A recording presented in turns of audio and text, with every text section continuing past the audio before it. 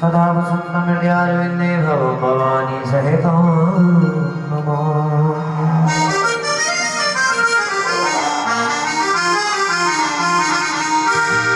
श्री भागवती भगवान की है आरती, पापियों को पाप से है तारती।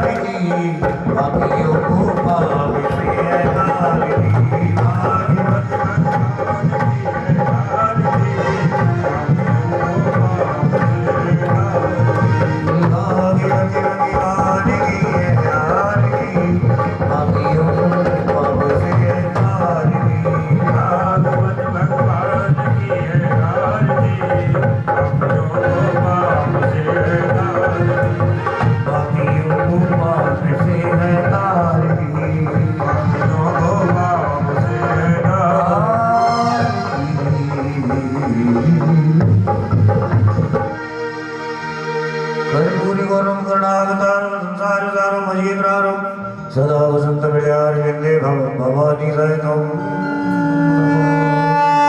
मुझे वृंदावन जय जय श्री राम श्री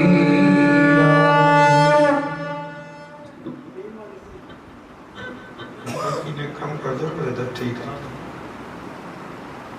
ब्रह्म मंगल में रात अखिलेश्वर प्रकारण करना वर्णालय भक्तवांछित कल्पतरु तरंगित विनंदित पीताम्बरधारी श्री बालकृष्ण लाल की बांगमयी प्रतिमूर्ति श्रीमद् भागवत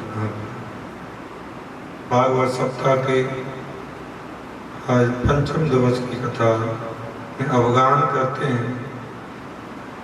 कल के सत्र में हम सुन रहे थे ठाकुर जी के जन्म उत्सव की कथा। गोकुल में नंद बाबा ने बड़ा ही उत्सव मनाया, जैसे हमारे कल जजमान जी ने गुप्ता परिवार ने खूब जोर हर्लो और उल्लास के साथ में महाराज ठाकुर जी का जन्म उत्सव मनाया। ऐसे ही गोकुल में भी बड़ा ही आनंद उत्सव मना। लाखों लोग आ रहे हैं, लाखों जा रहे हैं ठाकुर जी के उत्सव में। 6 महीने निकल गए, किसी को पता ही नहीं था। ऐसे लग रहा था मानो एक ही दिन हुआ है। 6 महीने का दिन बना दिया महाराज। और उसी भीड़ में महाराज एक मैया 95 वर्ष की मैया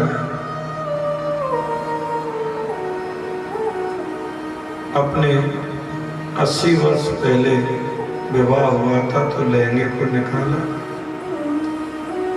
विवाह के कपड़ों को निकाला, कहने लगी आज कन्हैया का उत्सव है तो मैं क्यों ना सज के जाऊं। भैया 95 वर्ष की मैया महाराज पूरा 16 श्रृंगार किया। अब दिखता तो है ना, अब होठ वाली चीज आंख में लगाई गई और आंख वाली होठ में लगाई गई, पता ही नहीं है। लेकिन उत्साह इतना था कि गोविंद के उत्सव में, जन्म उत्सव में मैं जरूर जाऊंगा। और महाराज वही भीड़ में ब्रजवासियों ने क्या किया, 500 ग्राम के माखन के गोला बनाए और जो जैसे आ रहे हैं महाराज तक के गोला फेंक के मार रहे हैं। अब वो 95 वर्ष की मैया उसी भीड़ में आ गई और वहां ने पूछी, अरे लाला कहा भयो। जैसे जोर से मुंह फाड़ के कही कहा भयो, तो महाराज एक ब्रजवासी ने ऐसे तक में गोला मारो, सीधो कड़क से मुंह में है पेट में चले गए। अब बिना दांत की मैया, बेदांत की दांत नहीं तो रुक गए कैसे। महाराज सीधो पेट में चले गए। मैया बोली, अरे कहा भयो। ब्रजवासी बोले, मैया अब ना पतो चली तो कहा भयो। अरे नंद के लाला भयो, हमें ऐसे लाला तो रोज ही हो करें भैया। पहले तो वाले मुंह पहुंचो और महाराज ऐसे ठुमका लगा के मैया नाची। पता नहीं कहां से जोश आ जाता है ठाकुर जी के उत्सव में। युवतियां भी आ रही हैं, वृद्ध भी आ रहे हैं, बालक भी आ रहे हैं, सब दौड़े दौड़े नंद के द्वार पर महाराज चले जा रहे हैं। जितने ब्रजवासी हैं सबने महाराज पीताम्बरी बगलबंदी पहनी और जिन्होंने व्हाइट पहने हुए थे ना, तो ब्रजवासियों ने क्या किया, एक कुंड में महाराज दही का कुंड बनाया और हल्दी मिश्रित आ रहे व्हाइट और उनको पकड़ करके सीधा उसमें डाल दे रहे तो निकल रहे रियल। सब पीले पीले हो गए महाराज ठाकुर जी के उत्सव में। सब लोगों ने बड़ा उत्सव मनाया, आनंद बधाई मनाई, सब बड़ी जोर से उत्सव कर रहे हैं। नंद महेंद्र ढोटा जायो, बरसाने से ठीक हो। ठाकुर जी का जन्म हुआ है और उधर से मारा, इतने में तो बरसाने से ठीक हो आवे लगो। ठीक हो समझते हो, सगाई को अभी जन्म ही हुआ है, ठीक हो पहले आ गए। बरसाने से हमारा टीका है। सब ब्रजवासियों ने कहा, मालूम है ये कौन है। एक ब्रजवासी ने इतनी बड़ी परात में लेकर के महाराज सब बरसाने से जो गोपियां आ रही हैं उनके ऊपर छिड़क रहे हैं महाराज, माखन लुटा रहे हैं, लड्डू बरस रहे हैं महाराज, फल बरस रहे हैं। नंद बाबा ने इतना लुटाया कि महाराज के पूछो मत। कि धेनु नाम नियोते प्रदाद विप्रेश संलंकृते तिल्यादिनम सत्यम रत्नो कटान्यम कीवतांतितः। नंद बाबा ने इतना लुटाया महाराज। सांडिल मुनि आए, ब्राह्मण 108 ब्राह्मणों को लेकर के आशीर्वचन करके गए। नंद बाबा ने तिल के 7 पहाड़ बनाए और उन पहाड़ों को महाराज सोने के पत्र से मढ़ करके महाराज विप्रों को मतलब दान किया उन्होंने। नंद कछो इतनो दियो घनश्याम कुबेरहु की मत भोरी देखत मोहि लुटाए दियो न बचिया छचिया न पिछोरी। इतना लुटाया नंद बाबा ने महाराज। नंद बाबा के खजाने में रमा देवी आकर के बैठ गई, कह रही है जितना लुटाओगे उतना बढ़ेगा महाराज। ऐसा लुटाया नंद जी ने। लेकिन नंद जी को गंभीर होकर के कहा, भैया आप लोगों ने लाला का जन्मोत्सव मनाया, मैं जरा कंस को कर दे।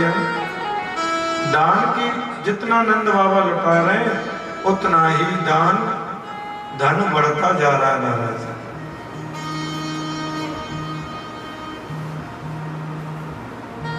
दान करने से धन की कभी कमी नहीं आती है।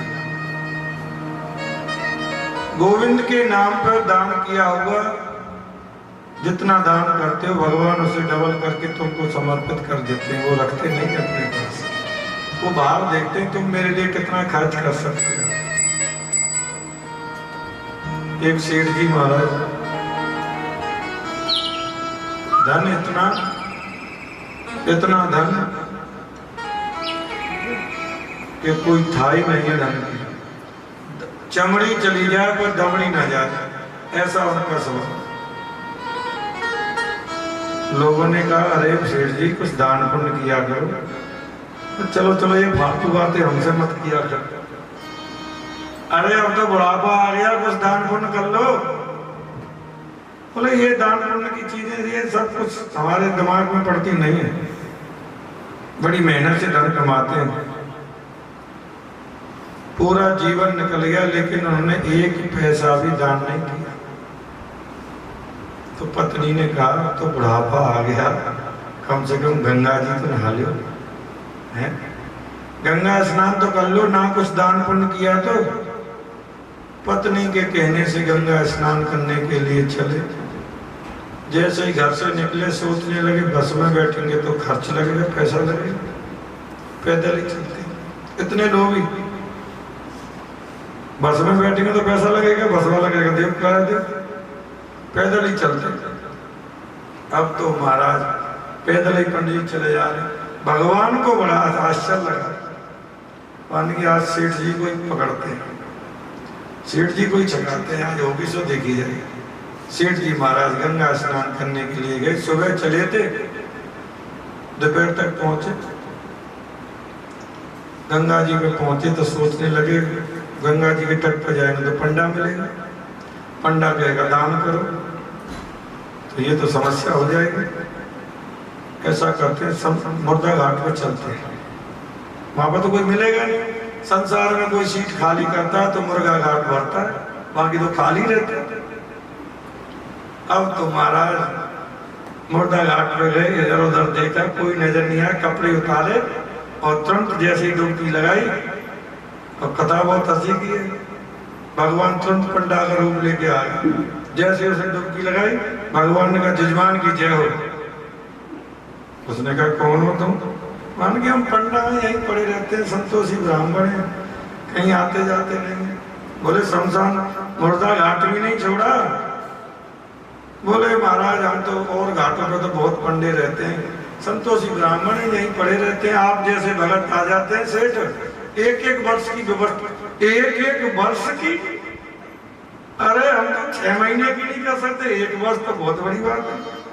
भगवान बोले कोई जबरदस्ती थोड़ी है, कोई जबरदस्ती थोड़ी है, पर दान तो करना पड़ेगा, दान तो करना पड़ेगा। गंगा स्नान किया तो दान करना पड़ेगा।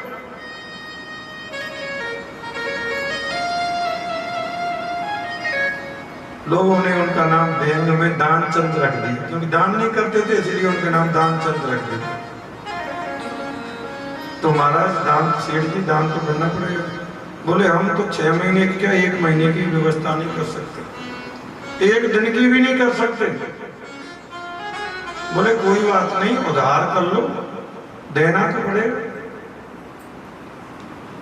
तो बन की ठीक है, उधार कर लो। सेठ जी ने कहा देना तो है ही नहीं, मन में सोचा उधार कर लेते।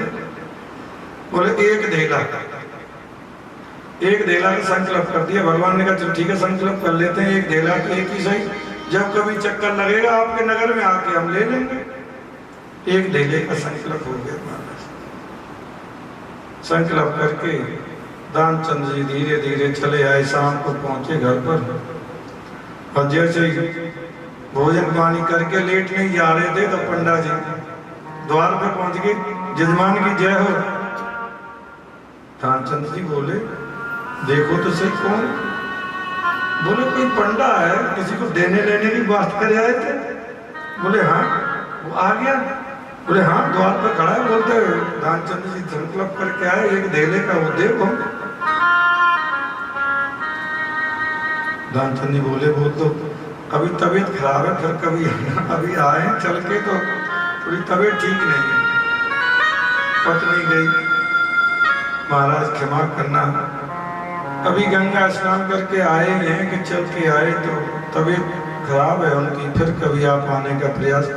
तबीयत खराब, ओ हमारे जजमान की तबीयत खराब हो गया, हम ऐसी स्थिति में छोड़ के नहीं जा सकते जजमान को, हम यहीं रहेंगे, हम यहीं रहेंगे, हम बाहर बैठे हैं। आप सूखा दे दो अन्न वन्न, हम बना के खा लेंगे, पर जजमान जब तक स्वस्थ नहीं हो जाएंगे हम जाएंगे नहीं।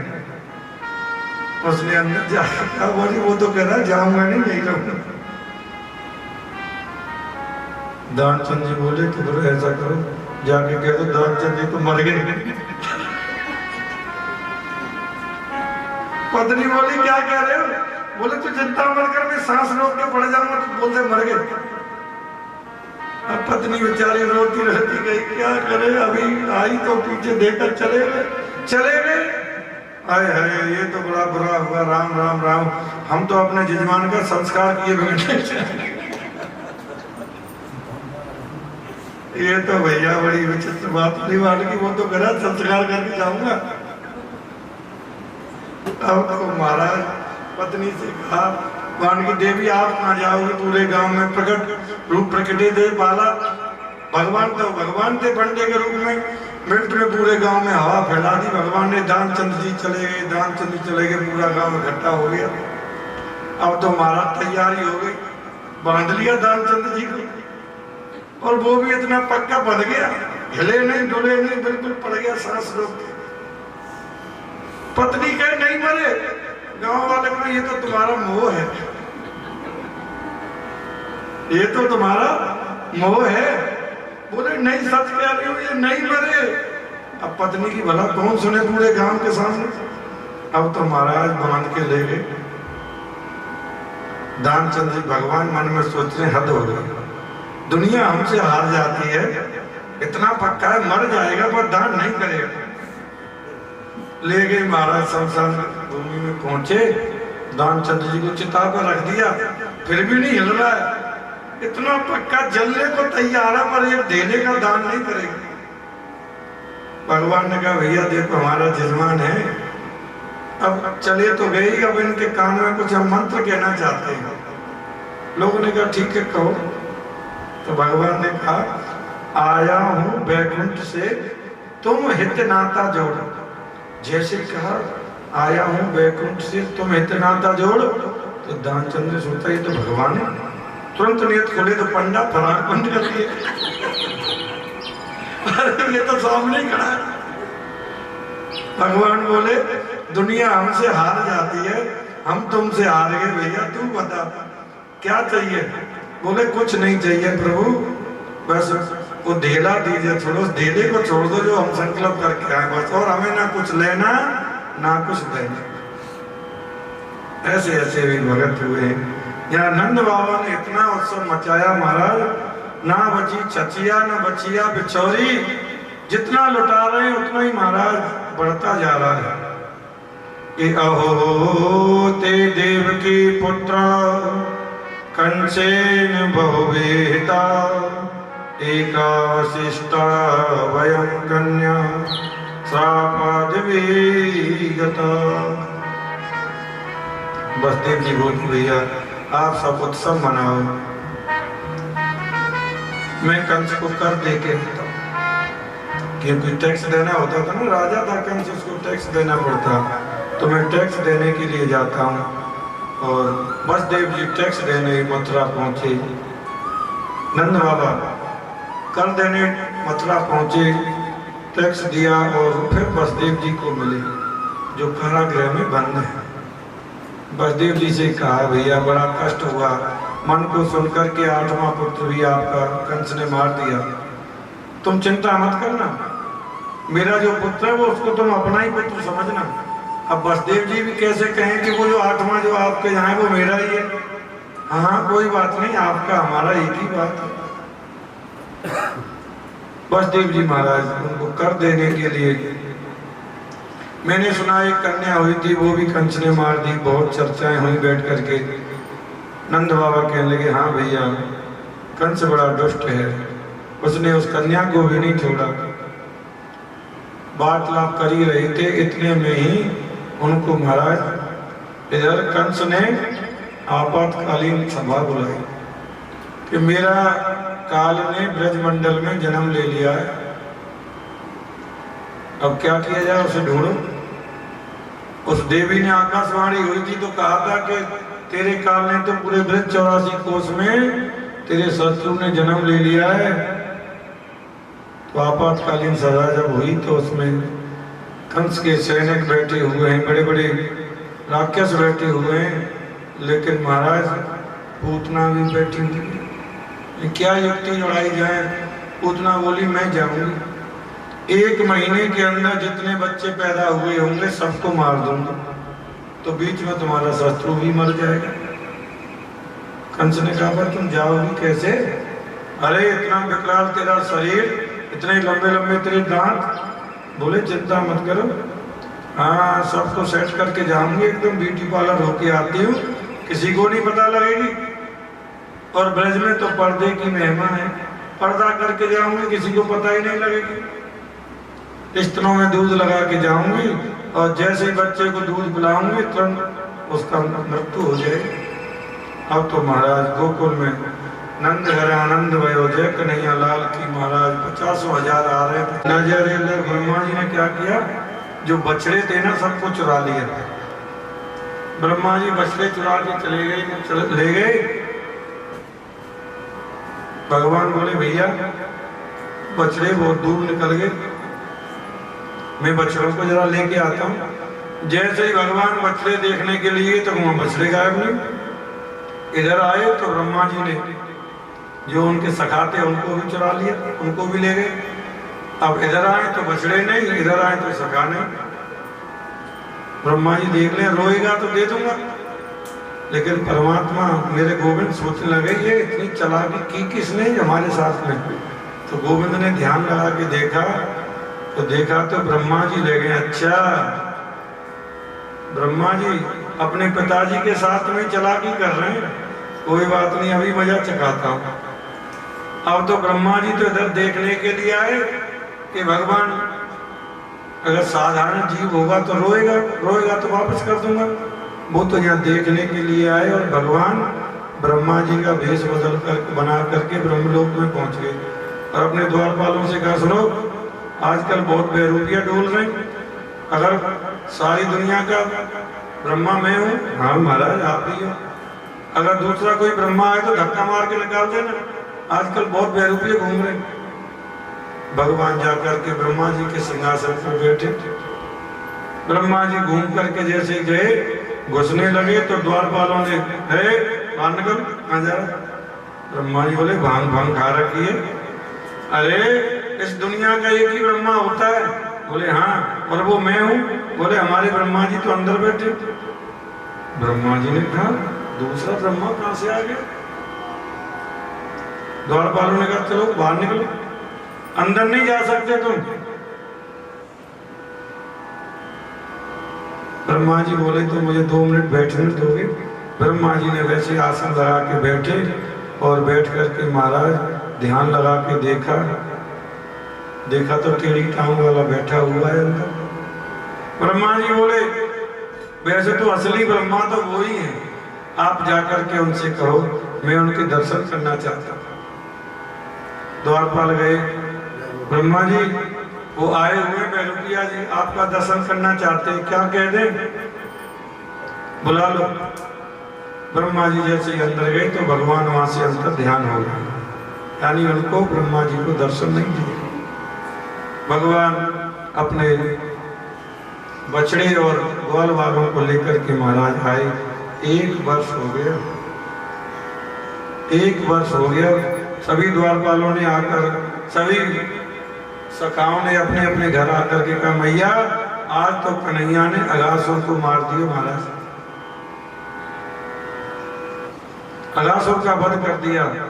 ऐसो कि लखी जिन लाल की मुस्कान, ताए विसरत वेद विद जप, योग संयम ध्यान, नेम व्रत आचार्य पूजा, पाठ गीता ज्ञान, तसिक भगवत द्रगदई, असि खेच के मुकुमान। एक बार गोविंद के जो सौंदर्य को देख लेता है तो इसका फिर कहना ही क्या है महाराज। रसखान को एक बार चस्का लग गया महाराज। रसखान जी पान की दुकान पर पान खाने के लिए गए और उस पान की दुकान पर महाराज गोविंद की एक फोटो चिपकी हुई थी, देख करके मोहित हो गए। अरे भैया ये कौन है? बोले ये हिंदुओं का खुदा है। अरे बड़े सुंदर है, पैरों में जूते नहीं पहन रखे। महाराज रसखान जी ठाकुर जी के लिए जूते बना करके लेके गए, लेकिन अंदर कौन घुसने दे महाराज? मंदिर में कौन घुसने दे? तो रसखान जी बाहर से ही महाराज ठाकुर जी का चिंतन करते हैं कि मानस हूं तो वही रसखान, बसु ब्रज गोकुल गांव के ग्वार, जो पशु हूं तो कहाँ बस मेरो, चरो नित नंद की दैन मझारन। पता ऐसा इतना जिसके जीवन में आवे सुख वैभव छोड़ करके महाराज गोविंद के चरणों में लग जाए, जो ऐश्वर्य के बिना महाराज सब छोड़ छाड़ करके कन्हैया के पीछे दौड़े, खाक में मिल जाए। इन ब्रजवासियों ने जीवन को महाराज गोविंद के लिए समर्पित कर दिया। गोविंद को सर्वोपरि माना है ब्रजवासियों ने। आज मैया यशोदा को दोनों भाइयों ने प्रणाम किया। दोनों परमात्मा को परस्पर नेम लेकर के हमारी आंखों में चश्मा जैसे होता है वैसा ही तो दिखाई देता है। यदि श्रृंगार का चश्मा है तो श्रृंगार दिखाई देगा, वात्सल का चश्मा है तो वात्सल दिखाई देगा, और ऐश्वर्य का चश्मा है तो ऐश्वर्य दिखाई देगा। ज्ञान का चश्मा है तो ज्ञान दिखाई देगा, योग का चश्मा है तो योग दिखाई देगा। भाव ही प्रधान है। अनन्या ममता विष्णु ममता प्रेम संगता, भाव सा एव शांतात्मा बधो प्रेम निगते। जैसे तुम्हारा आंखों पर चश्मा चढ़ा रहेगा वैसे ही परमात्मा दिखाई देने लगेगा। मन गोविंद को गोविंद बछड़ा चढ़ाने जाते हैं। आज बछड़ा चढ़ाते हैं महाराज, उनके बछड़ों में एक और नया बछड़ा आ गया। कंस ने एक और राक्षस को भेजा, उसका नाम है धेनुकासुर। धेनुकासुर गधे के रूप में आया। महाराज गधे को दुलत्ती मारने का बहुत अभ्यास रहता है। गुरु जी एक कथा सुनाते थे दुलत्ती के ऊपर, तो महाराज धेनुकासुर भी गधे के रूप में आया। बलराम जी ने महाराज पकड़ करके ऐसा घुमाया कि उस धेनुकासुर का भी महाराज उद्धार कर दिया। गधे को दुलत्ती मारने का बहुत प्रयास अभ्यास रहता है। एक स्कूल में मास्टर जी बच्चों को पढ़ा रहे थे, बच्चों को पढ़ा रहे महाराज। बच्चे लोग होमवर्क नहीं करके आते तो टीचर लोग बहुत डांटते हैं, तो वो मास्टर जी बड़े डांट रहे थे। आजकल तो पीटना बंद हो गया, पहले बहुत पिटाई हुआ करती थी। तो मास्टर जी बड़ी जोर जोर से बरस रहे हैं बच्चों के ऊपर, तुम्हारी खाल उधेड़ देंगे, खाल उधेड़ के भुस भर देंगे, तुम्हारे जैसे कितने गधों को हमने कलेक्टर मिनिस्टर बना दिया। बच्चों को ऐसे बोल रहे थे तो वहां से एक धोबी निकल रहा था। धोबी निकल रहा था, धोबी के पास काम कम था। वो सोचने लगा ये तो गुरुजी अगर हमारे एक गधे को पढ़ा लिखा दें, मिनिस्टर बना दें, तो हमारे साथ में कपड़े धुलाएगा, काम कराएगा। अब तो महाराज गधे को लेकर के स्कूल में पहुंच गया। मास्टर जी से कहा कि गुरुजी आपने तो सबको गधों को कलेक्टर मिनिस्टर बनाने का ठेका ले रखा है, हमारे गधे को भी कलेक्टर मिनिस्टर बना दो। अब तो महाराज मास्टर तो गुस्से में था, अरे पागल गधा लेके आए। बोले आप ही तो बात कह रहे थे कि तुम्हारे जैसे गधों को कलेक्टर मिनिस्टर कितनों को बना दिया। और धोबी बांध के चला गया गधा। जब मास्टर जी का गुस्सा ठंडा हुआ तो उन्होंने क्या किया, उस गधे को तो बेच दिया। अब वो जो धोबी जब भी वहां से निकले महाराज, हफ्ते दो हफ्ते में जब भी निकले तो उनसे पूछे कि हमारा गधा कितना पढ़ा लिख गया, दिखा दो हमें कितना पढ़ा। अरे पागल, अभी बच्चा है, पढ़ेगा लिखेगा, बड़ा होगा। जब भी निकलता जाता 5 वर्ष बीत गए। अब धोबी के मन में कुछ ना कुछ आया, मन की लगता है इसने हमारा गधा इधर उधर कर दिया। इसने मास्टर जी ने इधर उधर कर दिया। तो एक दिन धोबी पूरा एकदम तैयारी में महाराज लठ लेके पहुंच गया स्कूल में। गुरुजी या तो हमारे उस गधे को दिखाओ कितना पढ़ लिख गया, नहीं तो फिर आज समझ लो ये लठ तैयार है तुम्हारे लिए, तुमने बहुत कलेक्टर मिनिस्टर बनाए होंगे, आज तुम्हारा नंबर लगेगा। महाराज टीचर ने सोचा आज ये मूड में है, इसका इंतजाम करना पड़ेगा। उसने कहा अरे पागल, तुझको पता ही नहीं इतने वर्षों में तू आया, इतने साल में वो तो कलेक्टर बन गया। अरे कलेक्टर बन गया तो फिर हमको क्यों नहीं बुलाया? बोले कहाँ कलेक्टर बना? अरे मुजफ्फरनगर में कलेक्टर बन गया है। उधर की घटना है, ये सत्य घटना। मुजफ्फरनगर में कलेक्टर बन गया। अच्छा, उनकी बड़ा खुश हुआ। उन्होंने बता दिया महाराज वो धोबी चल करके मुजफ्फरनगर पहुंचा। अब जैसे कलेक्टर के उस पर कोठी पर पहुंचा तो महाराज अधिकारी रैंक के व्यक्ति आए हुए थे। तो कलेक्टर साहब बाहर जो बगीचा बना हुआ था, झोंपड़ी टाइप बनी हुई थी, वहां पर कुर्सियां टेबल लगी हुई हैं, सभी बैठ के चाय पी रहे थे। अब कलेक्टर के घर में कौन घुसने थे महाराज? अब वो अंदर जाने के लिए किए, पानी कौन हो? पानी कहो उससे, वो हमारा गधा है, कलेक्टर बन गया तो आज पहचान नहीं रहा है हमको। अब तो महाराज वो कहीं कहाँ से पागल आ गया, भगाओ इसको। अब वो नजर बचा करके अंदर घुस गया। महाराज घुस गया, वहां से पूछा कौन है? बोले पहचानता भी नहीं है। अब कलेक्टर बन गया तो कम से कम अपने मालिक को तो पहचान, तो जानता नहीं मैं कितने तेरे ऊपर कपड़ों की गठरी बांध करके लाता था, तो नहीं चलता, डंडे मारता था तुझमें, और आज तो कलेक्टर बन गया तो आज पहचान नहीं रहा। कलेक्टर जी ने कहा कहाँ से पागल है? उसने एक लात मारी। की बस बस बस, अब हम समझ गए तू पक्का गधा ही है, हम जान गए तेरे बिल्कुल पक्का। यानी गधे को दुलत्ती मारने का बहुत अभ्यास होता है। इसलिए गुरुजी हंसाने के लिए कथा सुनाते थे कि गधे को लात मारने का बहुत अभ्यास होता है। तो अब तो महाराज को धोबी वहां से चला गया। वाणी अब हम जान गए, तू आए चनाए, हम जान गए तू पक्का ही गधा है महाराज। तो बलराम जी ने देनकासुर का भी महाराज उद्धार कर दिया। देनकासुर का उद्धार करके आगे बलराम जी जा रहे हैं, पीछे गायों और गौओं को महाराज बिल्कुल बीच में मेरे गोविंद चल रहे हैं। महाराज आचार्य सुखदेव जी बहुत सुंदर वर्णन करते हैं। गोविंद को गाय चराने की अनुमति मिली, गाय चराते हुए जा रहे महाराज। कन्हैया गौचारण से जब लौटते तो इतनी सुंदर झांकी महाराज गोविंद की कि गाय के जो पैरों में बांधने वाला लोमना होता है ना, उसको सिर पे बांध लेते महाराज, उस पर फूल लगा लेते और ऐसे सुंदर सुंदर उनकी झांकी बनती, उसे देख करके गोपियां मन मोहित हो जाती महाराज, मन मोहित हो जाती महाराज गोविंद की झांकी को देख करके। गोविंद गाय चराने की लीला की। उससे आगे एक हुए गोवर्धन डाकू। गोवर्धन नाम के डाकू से अब ठाकुर जी की लीला आई है तो बता दें। भगवान गोवर्धन डाकू इतना खूंखार डाकू, उसने महाराज कितने सारे जीवों को मारा, कितने सारे इंसानों को मारा। एक दिन उसके पीछे पुलिस लग गई, सीआईडी लग गई उसके पीछे। भारत का कथा हो रही थी कहीं, तो कथा हो रही थी तो जाकर के कथा में जाकर के सिर ढक करके बैठ गए।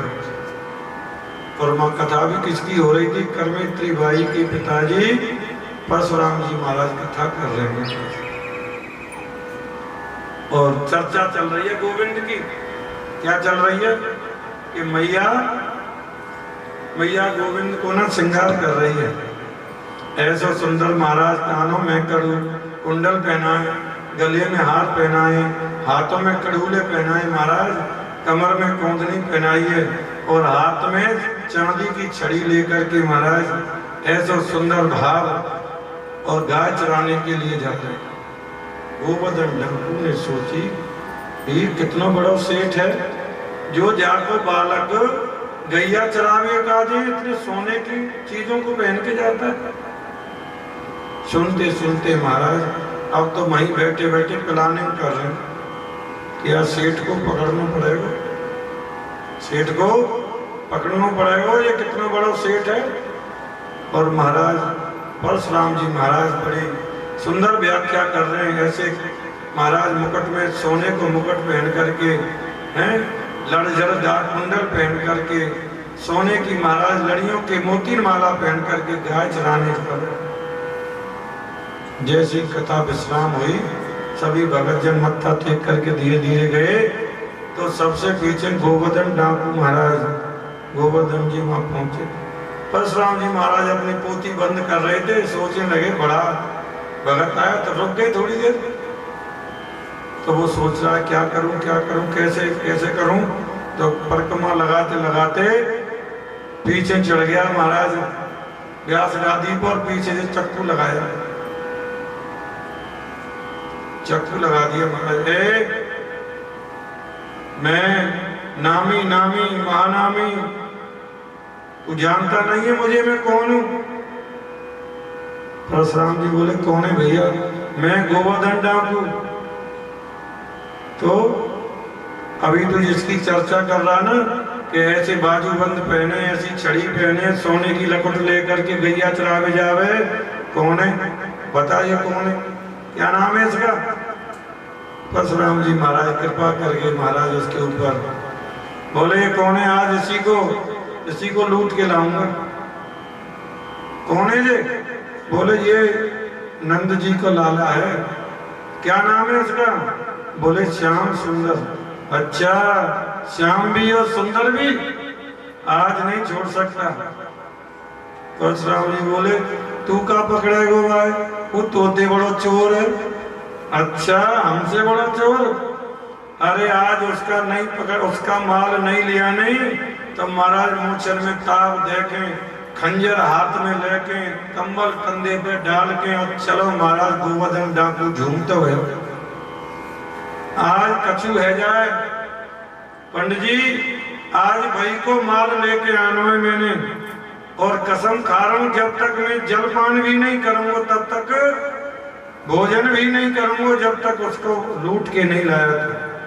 और ध्यान कर लेना अगर तुम्हारी बात सच्ची नहीं निकली ना तो फिर अपनी कथा की तैयारी कर लो। तो फिर तुम्हारी कथा पक्की है। अच्छा, तो महाराज झूमता हुआ गोवर्धन डाकू महाराज चला। गोवर्धन डाकू झूमता चला आ रहा है। महाराज चला, वहां से चलते चलते पूछा कहाँ मिलेगा? बोले उसकी तो बहुत सारी जगह, पूरा ब्रजमंडल है, गोवर्धन, वृंदावन, मथुरा। नहीं नहीं, कोई बीक जगह। बोले हाँ, बीक जगह एक है, वो है बरसाना, जहां बिना प्रोटोकॉल के जाता है। और अन्य जगहों पर बड़े छोरे छपारे रहते हैं, लेकिन बरसाने वो बिना प्रोटोकॉल के जाता है, अकेला जाता है। अब तो महाराज गोवर्धन डाकू झूमता हुआ चला जा रहा है। बरसाने पहुंचा, पूरे बरसाने का भ्रमण किया, देखा कहाँ मिलेगा, कैसे मिलेगा। देख जा करके एक पेड़ के नीचे जाके बैठ गया। वहां जो एक व्यक्ति आया, उससे पूछा क्यों भाई, यहाँ कोई श्याम सुंदर नाम का बालक रहता है? सारी बात बताई, ये वो लकड़ी रखता है, इतनी गाय है उसके पास में, वो गाय चराने जाता है, ऐसे ऐसे पूरी हर चीज बताई। उसका चिंतन किया। बोले वो तो कथा है। उसने क्या कहा? वो तो कथा में, ऐसे थोड़ी है कोई सचमुच में तुमको रखो है, वो तो कथा है। बोले नहीं नहीं, तू नहीं जानता। पंडित जी कह रहे हजारों लोगों ने सुनी। चोर लोग झूठ बोलते हैं, पंडित जी थोड़ी झूठ बोलते हैं। हजारों लोगों ने कथा सुनी और हमने सुनी। पंडित जी ने कही कि ऐसे ऐसे वो लकड़ी लेकर के, और महाराज इतनी गैया उनके पास में, सोने की छड़ी लेके, सोने का मुकुट पहन के, बाजूबंद पहन के गैया चरावे जावे। कहाँ मिले वो? जिसको पूछे वो यही कहे वो तो कथा है, सच में थोड़ी है। उसके तो महाराज धीरे धीरे ढीला पड़ने लगा। 3 दिन हो गए उसको देखते देखते, अब कहीं कोई खबर सूचना ही ना मिले। बड़ा परेशान, दुखी हो गया। पेड़ के नीचे बैठा है, कह रहा है कि अगर सच में कोई ब्रह्म है और पंडित जी ने जो बात कथा सुनाई है वो सच में ही है, तो ब्रह्म वो आकर के मेरी रक्षा करे, क्योंकि मैं भूखा प्यासा बैठा हूं, उसको मतलब लूटे बगैर मैं खा पी नहीं सकता। अब तो महाराज इतने में ही क्या देखता है, ठाकुर जी चले आ रहे। हाँ, आ गया ना। पंडित जी कहते थे कि वो ऐसे लकुटी पे लेकर के, सोने की छड़ी लेकर के गैया चरावे जावे। ए लाला, मारूं काटूं, तू क्यों मारेगा मुझे? तू मुझे मारेगा? मैं गोवर्धन डाकू, तू डाकू, तोते बड़ो मैं डाकू। अच्छा, इधर भगवान से पकड़ा और भगवान को पकड़ करके सब उतरवा लिया। भगवान ने भी आराम से दे दिया, ले ले ले ले ले ले, ले, कोई बात नहीं। गोवर्धन डाकू बोला ऐसे नहीं, इतनी आसानी से कोई देता नहीं है, सब रोते हैं, फिफियाते हैं, मरते हैं। तूने इतनी आसानी से दे दिया, इसके अंदर तेरे पास में और माल है, और माल कहीं गड़ा हुआ है, इसका मतलब बता कहाँ है वो माल। भगवान कहते हैं और माल लेना चाहता है? बोले हाँ। तो जैसे गोवर्धन डाकू को पकड़ा और पकड़ करके महाराज हृदय से लगा करके उसके कान में कह दिया, श्री राधे। ये सबसे बड़ा धन है मेरे पास में, श्री राधे। गोवर्धन डाकू तो हमारा हृदय परिवर्तन हो गया, गोविंद का अनन्य भक्त बन गया महाराज। ऐसी गोविंद की दिव्य दिव्य लीलाएं महाराज, ऐसे मेरे ठाकुर ने ब्रज धाम में जो लीलाएं की हैं बड़ी मनोरम है महाराज। आगे मेरे गोविंद ने काली देह का, कालिया नाग का मंथन किया। कालिया नाग यमुना में रहता है महाराज। जो भी कोई पक्षी ऊपर से उड़ के जाता है मर जाता है महाराज। कोई गाय जल पीती है तो वो भी मर जाती है। भगवान सोचते हैं ब्रजवासियों के कष्ट को कैसे दूर करूं। तो एक दिन मेरे गोविंद सखाओं को लेकर के महाराज यमुना किनारे बैट बॉल खेलने के लिए चल दिए महाराज। रेशम के धागे की रेशम के धागे की डोल बना करके खेलने के लिए उदित हुए। बलराम जी को साथ में नहीं ले गए क्योंकि बलराम जी शेष अवतार हैं, बीच में बलराम जी गड़बड़ कर देंगे। तो सभी सखाओं के साथ में महाराज गए और जानबूझ के ही भगवान ने गेंद को इतनी तेज मारा कि यमुना जी में चले गए। बोली बाकी बिहारी लाल की। ओ काली गह पे खेलन आयो फिरो मारो सो कटिया। काली गह पे आयो फिरो मारो सो कटिया। फिरो मारो सो कटिया। फिरो मारो सो कटिया। फिरो मारो सो कटिया। फिरो मारो सो कटिया। काली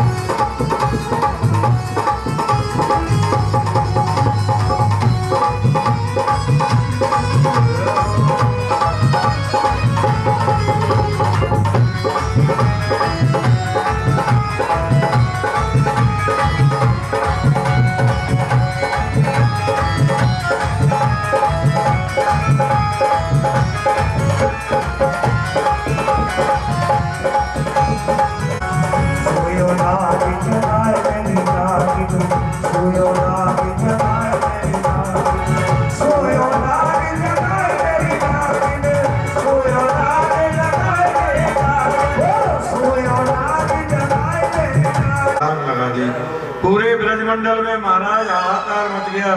गोविंद यमुना जी में कूद गए, माँ यशोदा, नंद बाबा सब दौड़े चले आ रहे हैं। सब ब्रजवासी यमुना के किनारे महाराज, मैया पछाड़ खा खा करके गिर रही है। इधर महाराज यमुना जी में मेरे गोविंद ने नाग पत्नियों को महाराज किया, नाग को, कालिया नाग को कहा कि तुम यमुना को खाली कर दो, तुम यमुना को खाली कर दो। बोले महाराज मैं जाऊं कौन, बाहर निकलता हूं तो आपका जो गरुड़ है वो मुझे मार देगा। बोलते कोई बात नहीं। मेरे गोविंद कहते हैं मेरे चरणों का चिन्ह तेरे मस्तक पर लग जाएगा तो गरुड़ जी तुम्हें कुछ नहीं कहेंगे। मेरे गोविंद उनके फन के ऊपर महाराज नृत्य करते हुए यमुना जी से ऊपर आए। सब ब्रजवासियों के मन में बड़े आनंद की हिलोरें उठने लगी। मैया सुधा कहती अरे लाला ये खा जाएगा। कन्हैया बोले मैया चिंता मत करो, अब तो ये मेरा चेला बनेगा, अब ये कछु ना कर सके। भगवान नृत्य करते हुए महाराज कालिया नाग के ऊपर बाहर निकले। नाग पत्नियों ने क्षमा मांगी। नाग ने कहा, कालिया नाग ने कहा भगवान एक बात बताओ, नागों में ये गुस्सा किसने दिया? बोले हमने दिया। तो फिर जब आपने ही दिया, आप ही सब कुछ करने वाले, फिर हमको क्यों दोषी ठहरा रहे हो? हमको क्यों दोषी ठहरा रहे हो? कालिया नाग ने कहा सारी दुनिया को आप बनाते हो, नागों को भी आपने बनाया, उनमें गुस्सा भी आपने दिया है, दोषी फिर हम कैसे हो सकते हैं? आप ही सब करने वाले हैं। कि भावं हि कारणं तत्र सर्वज्ञो जगदीश्वर अनुग्रह निग्रह वा मान्ये तद विधिहना। भगवान ने क्या कालिया नाग, मैंने तुम्हें मारा नहीं, केवल जरा सा दंड दिया है। मेरे ब्रजवासी बड़े भोले ब्रजवासी हैं, मेरी यमुना को दूषित तुमने किया है, इस यमुना को छोड़ करके चले जाओ। मेरे ब्रजवासी समाप्त हो जाते हैं, तुम यमुना को छोड़कर रमणीक द्वीप में चले जाओ। कालिया नाग ने पूरे ब्रजमंडल को प्रणाम किया और ये सारी बातें जल के भीतर ही करके भगवान बाहर आ गए और 2-3 शर्तों को मान करके कालिया नाग महाराज वहां से रमणीक द्वीप में चले गए। मेरे गोपियां अपने घर में बैठी हुई उस दृश्य को देखती हैं। गोविंद गाय चरा रहे जंगल में और गोपियों की कैसी भक्ति की वो घर बैठे गोविंद की उस झांकी का दर्शन कर लेती है महाराज। इतनी दिव्य उनकी भक्ति। लेकिन कृष्ण कौन है? वृंदावन की महारानी तो महाराज राधा रानी है, गोविंद को कौन पूछे? वृंदावन की महारानी तो राधा रानी है। ब्रज मंडल ब्रज की महिमा को आज हमको ब्रज इतनी आसानी से उपलब्ध हो रहा है। ब्रज की बहुत बड़ी महिमा है महाराज। ब्रज को मिलना बहुत सद्भाग्य की बात है। एक बार द्वारका से आए महाराज इंद्रप्रस्थ दिल्ली। जब भी द्वारका से इंद्रप्रस्थ आते तो यमुना किनारे बैठ करके महाराज रुदन करने लग जाते, रोने लग जाते। अर्जुन कहता भगवान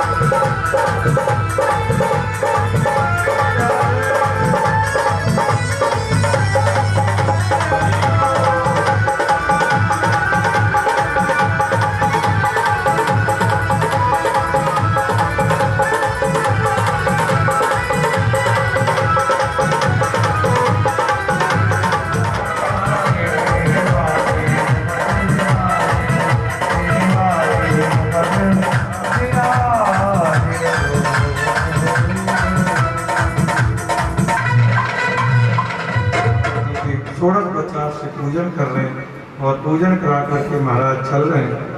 4 भुजा धारण कर ली गिरिराज महाराज ने। महाराज 4 भुजा धारण करके गिरिराज महाराज भोग पा रहे हैं। अरे लाओ ब्रजवासियों, लाओ ब्रजवासियों, लाओ ब्रजवासियों। सुबह से शाम हो गई, गिरिराज महाराज खाते खाते महाराज ये तेरे गिरिराज महाराज का मुख तो कछु तेरे जैसा ही लग रहा है। आप ही पूजे, आप पुजावे। स्वयं गोविंद गिरिराज महाराज के रूप में प्रकट होकर के महाराज खुद ही पूजन कर रहे हैं अपना। ब्रजवासियों के साथ में आकर के पूजन कर रहे हैं। महाराज मधुमंगल बोलो।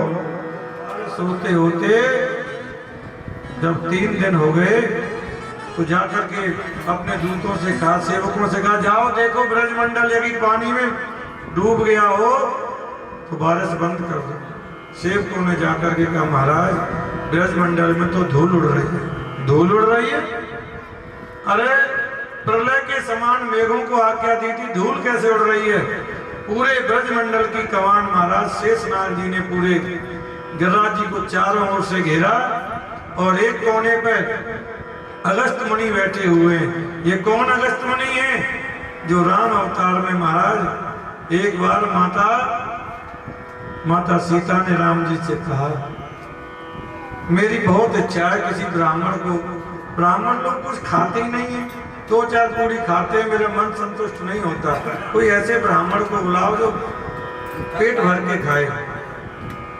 राम जी बोले, देवी ऐसा मत कहो, किसी दिन ऐसे पंडित जी आ जाएंगे तुम परेशान हो जाओगे। बोले नहीं नहीं, ऐसे कैसे परेशान हो जाएंगे, अच्छी बात है, तृप्ति भर करके महाराज पाए तो बहुत अच्छा रहेगा। तो महाराज अगस्त मुनि को आज्ञा दे दी।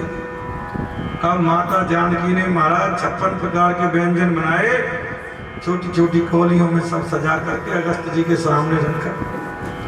अगस्त जी देख करके हंस रहे। माता जानकी बोली, क्या हुआ? अरे भगवान शुरू करो, मैं बना के गरम गरम दे रही हूँ। अगस्त मुनि बोले, माता इनको कान में डालूं कि आंख में डालूं, क्या करूं इनका? अरे नहीं नहीं, आप शुरू करो, बस आप शुरू करो। अब तो महाराज माता जानकी लगी हुई है। 2 दिन है गए, चल रहा है भंडारा, चले जा रहा है, अगस्त मुनि खाए जा रहे हैं महाराज, वो तो बस ही नहीं करते। सीता मैया के तो हाथ में फूलने लगे। रिद्धि सिद्धि को बुलाया महाराज, गणेश जी आ गए हलवाई बन करके, पूड़ियां निकाले जा रहे हैं, अगस्त जी खाए जा रहे हैं। जब 5 दिन हो गए तो राम जी ने सीता माँ के मुख की ओर देखा, पसीने पसीने हो रही हैं और राम जी की तरफ टेढ़ी नजर करके देखती हैं, कैसे पंडित को बुला लिया, ये झिकता ही नहीं। इसमें माता कहती है, महाराज जब आधा भोजन हो जाए तो पानी पी लेना चाहिए। अगस्त जी कहते हैं, मैया अभी आधा हुआ ही नहीं तो पानी कैसे पी? आधा होगा तो पानी पिएंगे। 5-6 दिन से खाए जा रहे हैं, अभी आधा भोजन ही नहीं हुआ। भगवान राम ने देखा माँ के चेहरे के होश उड़े हुए हैं। राम जी ने अगस्त जी को इशारा किया, बस। अब राम जी अगस्त जी ने कहा, मैया अब आधा भोजन हो गया, अब पानी दो। जो व्यक्ति 5-6 दिन से खा रहा हो तो उसी मुताबिक पानी भी तो पिएगा। तो राम जी ने आज्ञा की, महाराज आप तो ऋषि हो, एक युग में भोजन करें, एक युग में जल पिए, आगे मैं कृष्ण अवतार में आऊंगा, जब इंद्र कुपित होगा तो जितनी बारिश का जल होगा वो आप पी लेना। तो एक कोने पे महाराज अगस्त मुनि बैठे हुए हैं, ओक लगा करके सब पानी पी लेते। पूरे ब्रजमंडल में पानी कहीं दिखाई नहीं दे रहा, इंद्र के होश ठिकाने लग गए। अभिमान था वो दूर हो गया महाराज, अभिमान चूर चूर हो गया। इधर महाराज सब ब्रजवासी भगवान खड़े हुए, 7 दिन 7 रात्रि पर्यंत थके हो तो कछु विश्राम कर ले, हमारी लाठी लगी है सब ब्रजवासियों की। भगवान बोले, तुम्हारी लाठी भी ऐसे ब्रजमंडल में ही बसा रहूं, ऐसी मुझ पर कृपा कर दीजिए कि विशुद्धात्मा त्वं धाम शांत तपोमयी द्वैते शासनम माया मयो गुणिके सोचती है आज तो माधवी सखी सोचती है मैं तो आज इसे देख ही लूंगी। जैसे ही गोविंद को देखने के लिए जाती है आंखों में पानी आ जाता है, धुंधलापन आ जाता है, गोविंद दिखाई नहीं देते। और वही माधवी आगे मीरा के रूप में परिणत हुई कलयुग में। माधवी आकर के गोविंद से कहती है मुझे दिखाई क्यों नहीं देते। भगवान कहते माधवी अब तो तुझे प्रतीक्षा करनी पड़ेगी। अरे मुझे बता तो दो कितनी प्रतिज्ञा करनी पड़ेगी, मुझे कितना समय लगेगा। भगवान बोले एक युग की बात सुन करके तो महाराज माधवी धड़ाम से जमीन पर गिर पड़ी। प्रभु इतना लंबा विरह। भगवान कहते माधवी जिससे मैं प्रेम करता हूं ना, प्रेम के बदले मैं उसे विरह देता हूं। मेरा प्रेम और ज्यादा बढ़े इसलिए मैं उसे, जिसको मैं ज्यादा चाहता हूं उसे मैं अपना विरह दे देता हूं। माधवी सखी यानी 10वें स्मृति की कथा यानी भगवान के हृदय की कथा कल आप लोग श्रवण करेंगे। रासलीला की कथा आप श्रवण कर पाएंगे। भगवान ने किस प्रकार से 16,108 गोपियों के साथ में और महाराज लीला की। उस महाराज लीला में भगवान भोलेनाथ भी आए गौरा जी के साथ में। और वही रात्रि जैसा कि कल महाराज जी ने बताई थी, जब राम जी का जन्म हुआ था तो सूर्यदेव आगे नहीं बढ़ रहे थे, साथ में रासलीला की थी। तो यही रासलीला उस समय पर यही पूर्णमासी 6 महीने की रात्रि की थी। तो वही कथा आप लोग आपका श्रवण करेंगे। आइए अब एक भजन, उसके बाद में आरती होगी जय श्री राधे। और कल रुक्मणी जी का विवाह भी होगा, कृष्ण रुक्मणी का विवाह भी होगा। बड़े प्रेम के साथ में विवाह का आनंद लेंगे, खूब सज धज करके आएंगे। हाँ नए नए कपड़े पहन करके आएंगे, लेकिन हाँ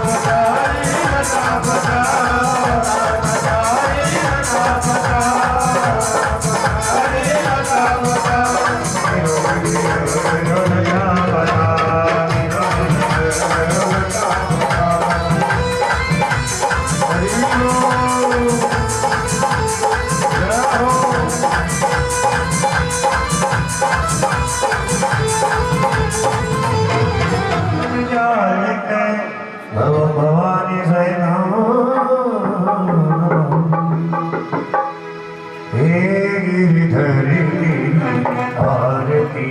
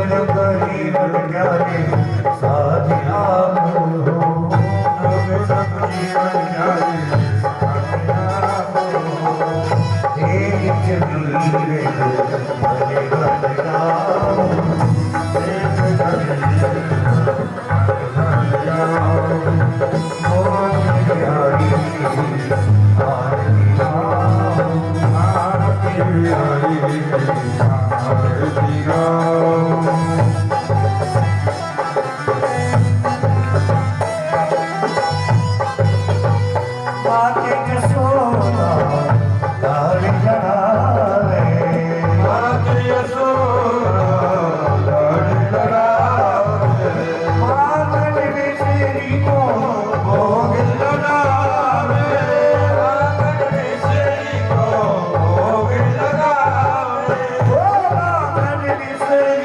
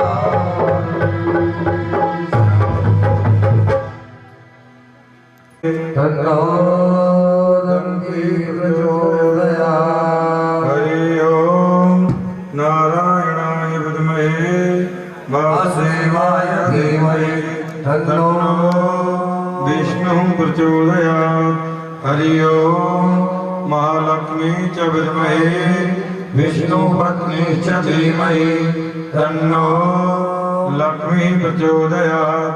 हरि ओम नंद नंदनाय च विद्महे यशोदानंदनाय धीमहि तन्नो कृष्ण प्रचोदयात्।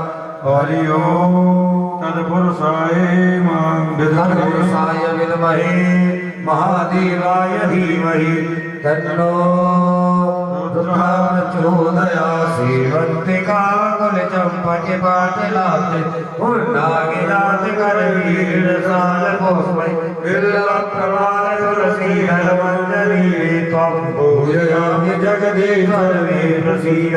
नारायणसुतानि यदा कालो भवानि च पुष्पाञ्जलि मया दत्तं गृहाणे परमेश्वरे सुभद्र पुष्पाञ्जलि श्रीमद्भागवत पुरुषोत्तमाय नमः। बोलिए भागवत महापुराण की बोलिए सुखदेव जी महाराज की बोलिए बलिक जी महाराज की बोलिए वेद व्यास जी महाराज की अपने अपने गुरु महाराज की अपने अपने माता पिता की गौ माता की जय हो धर्म की जय हो धर्म का प्राणी होए सदा जय जय श्री राधे जय जय श्री राधे जय जय श्री राधे। नमः पार्वती पते हर हर महादेव। बोल आज के आनंद की जय। सभी प्रसाद लेकर के जाए।